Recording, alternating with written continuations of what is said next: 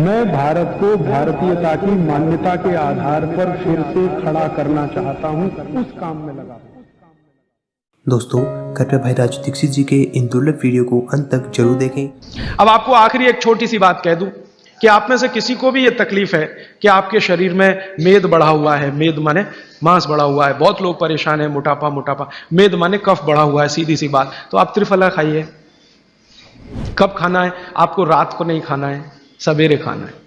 जिनको भी मांस बढ़ा है, शरीर पर मेद बढ़ा है, उनको अगर छाटना है, इसको कम करना है, तो त्रिफला सवेरे खाना, आंवला सवेरे खाना। आप त्रिफला नहीं खा सकते तो आंवला ही खा लीजिए, 4 आंवले 3 आंवले रोज खा लीजिए। आंवले को मुरब्बा बना के खा लीजिए, मुरब्बा को और आंवले का अचार बना के खा लीजिए, आंवले की चटनी बना के खा लीजिए, जैसे भी है आंवला खा लीजिए।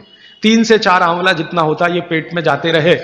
और आंवले के बारे में आज के जो वैज्ञानिक कह रहे हैं, आज के, वो कहते हैं कि दुनिया का सबसे अच्छा एंटीऑक्सीडेंटल फल कोई है तो वो यही है।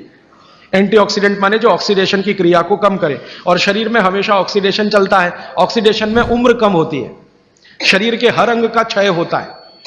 तो अगर उम्र बढ़ानी है और अंगों का क्षय बचाना है तो आंवले से अच्छी कोई चीज नहीं। दैनिक जीवन में भोजन में इसको जरूर धारण करिए। भागवती जी कहते हैं कि जब त्रिफला खाएं, आंवले के बारे में तो वो कुछ नहीं कहते, वो कहते हैं साल भर खाओ, 2 साल खाओ, रोज खाओ, कोई दिक्कत। त्रिफला खाएं तो 3 महीने लगातार खाने के बाद थोड़े दिन छोड़ देना।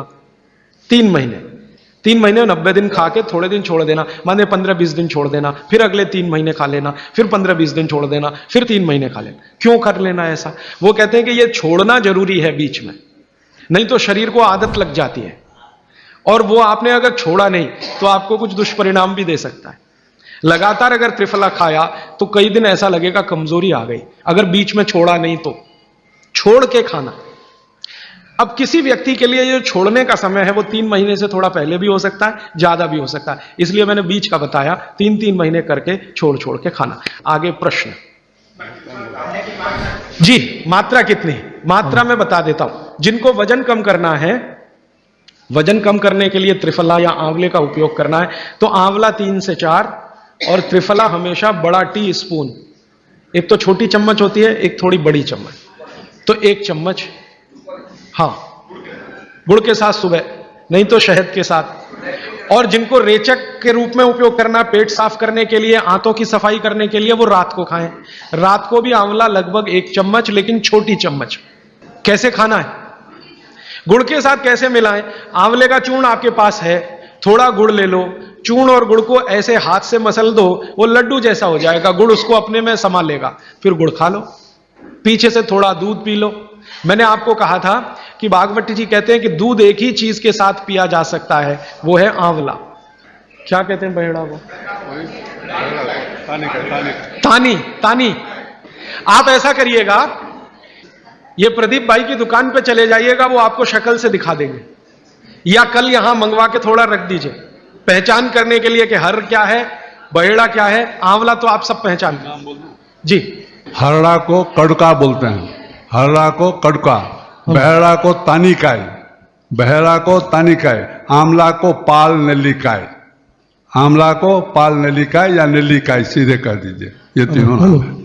ये प्रदीप भाई ने एक सवाल पूछा है कि अगर हम वजन कम करने के लिए या मांस कम करने के लिए खाना चाहते हैं तो 2 बार खा सकते हैं? बिल्कुल नहीं, एक ही बार के लिए नियम है। सुबह ही सुबह आपके लिए सबसे अच्छा है। जो बाजार में त्रिफला चूर्ण मिलता है वो खा सकते हैं? मेरी आपको एक विनती है, बाजार का त्रिफला चूर्ण लाने से अच्छा है बाजार से आंवला लाना, बहेड़ा लाना, हरड़े लाना, कूट पीस के अपने घर में बनाना। क्योंकि बाजार में कई बार बहुत सारी चीजें हैं जो कॉमर्शलाइज हो चुकी हैं और उनके असर अगर कम हुए तो आप भागवत को गाली देंगे। इसलिए रॉ मटेरियल लाके घर में तैयार करना, कूट पीस के।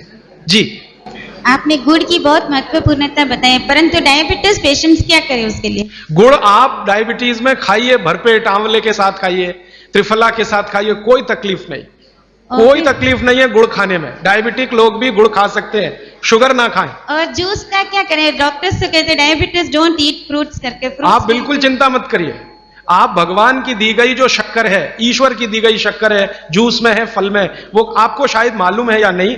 शक्कर जो है ना, शुगर, इसके कई रूप हैं। एक है ग्लूकोज, एक है सुक्रोज, एक है फ्रक्टोज। तो ये जो फल वगैरह की शक्कर है ये फ्रक्टोज फॉर्म की ज्यादा होती है और ये आसानी से डाइजेस्ट होती है। गुड़ की भी उसी कैटेगरी में आती है। तो आप चीनी मत खाइए, गुड़ खा सकते हैं, शहद खा सकते हैं, फल खा सकते हैं। मीठे कोई भी फल खाने में तकलीफ नहीं है, बशर्ते कि त्रिफला खाते रहें, थोड़ा त्रिफला लेते। जिनको भी डायबिटीज है वो भी त्रिफला का सेवन करें, क्योंकि डायबिटीज मैंने कहा ना वात का रोग है, तो वात कम करेगा। त्रिफला में तीनों चीजें हैं जो वात नाशक हैं, आंवला, हरड़ा, बहेड़ा। त्रिफला आपने कहा लेना है रात को और सुबह कब लेना, जैसे खाने के पहले, खाने के बाद? रात को तो आप लें, पेट साफ करना हो, कॉन्स्टिपेशन दूर करना हो। देखिए मैं अब थोड़ा बता ही दूं, बवासीर अगर किसी को है, ठीक करने के लिए त्रिफला लेना चाहते हैं तो रात को लें। मूड व्याध, पाइल्स जिसको आप कहते हैं, हेमोरॉइड्स, वो जब भी ठीक करने के लिए त्रिफला लें तो रात को लें। बगंदर, ये ठीक करने के लिए त्रिफला लें तो रात को लें। माने मेरे कहने का है पेट से जुड़ी बीमारियां ठीक करने के लिए त्रिफला उपयोग करना है तो रात को। चम्मच एक छोटी, दूध के साथ या गर्म पानी के साथ। और अगर आपको मांस कम करना है, कफ नाशक बीमारियां, कफ से जुड़ी हुई बीमारियां, तो सुबह खाने के बाद लेंगे रात को, और सवेरे लेंगे खाने के पहले। खाने के ही नहीं, नाश्ते के भी पहले 40 मिनट, नाश्ता करने से 40 मिनट पहले। और एक निवेदन माताओं से अगर हो जाए तो, कि जो गर्भवती माताएं हैं वो भी, और स्वस्थ माताएं वो भी, और भाई भी कर सकते हैं इस काम को। 15 मिनट रोज चक्की चलाना, क्या कहते हैं उसको, घट्टी। ये जो घट्टी होती है ना, ये दुनिया की सबसे बेहतरीन एक्सरसाइज है। इस घट्टी को चला के मैंने देखा, इस घट्टी को चलाने में सबसे ज्यादा दबाव पड़ता है पेट पर, और माँ के पेट में गर्भाशय होता है। तो बार बार जब हम घट्टी चलाते हैं तो गर्भाशय जो है ना, एक तो क्लॉकवाइज और एक एंटी क्लॉकवाइज दोनों तरफ घूमता है। और 15 मिनट रोज आपने ये घुमा दिया तो बच्चा तो एकदम स्वस्थ, दुरुस्त और तंदुरुस्ती होगा, और बिना माँ को तकलीफ के होने वाला है। क्योंकि गर्भाशय में फ्लेक्सिबिलिटी अगर है किसी भी माँ के, तो बच्चा तो आराम से बाहर आ जाएगा। तो 15-20 मिनट माताएं घट्टी चलाएं, अगर गर्भावस्था में है तो, स्वस्थ हैं तो भी चला सकते हैं। और भाई लोग घट्टी इसलिए चलाएं कि पेट अंदर हो जाएगा सवाल। ये आजकल सबकी टोन बाहर निकल आई है। माताओं का पेट बाहर आए तो समझ में आता है वो गर्भावस्था में है। ये पुरुष किस चक्कर में पेट बाहर निकला, इनकी टोन बाहर क्यों आनी चाहिए? तो ये अंदर जाना चाहिए पेट, और अंदर ले जाने का सबसे सरल उपाय है घट्टी चलाना। 15 मिनट चलाओ, लेकिन रोज चलाओ, सब पेट अंदर चला जाए। और सबसे गंभीर बात माताओं से मुझे जो कहनी है वो ये कि ये घट्टी खाली मत चलाना। हाँ, इसमें कुछ गेहूं डाल देना, कुछ चना डाल लेना, पिस तो जाएगा, कम से कम आटा तो आ ही जाएगा 15 मिनट में।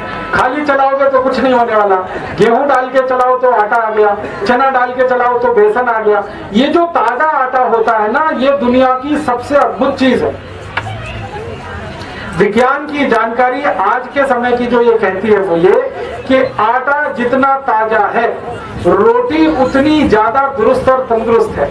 आटा जितना पुराना है, रोटी उतनी खराब है।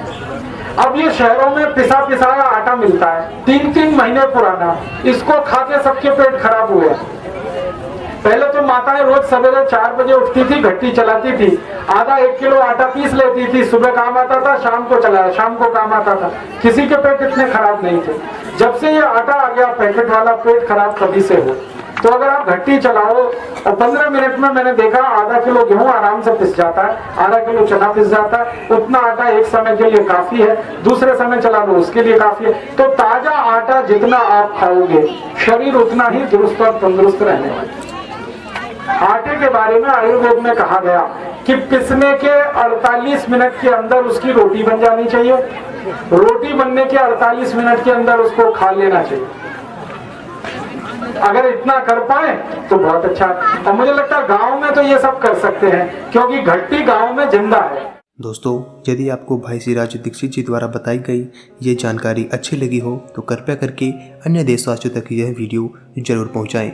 और यदि आप ऐसी ही जानकारियां रोज पाना चाहते हैं तो कृपया करके आयुर्वेदिक उपचार को सब्सक्राइब कर घंटे का निशान जरूर दबाएं। धन्यवाद।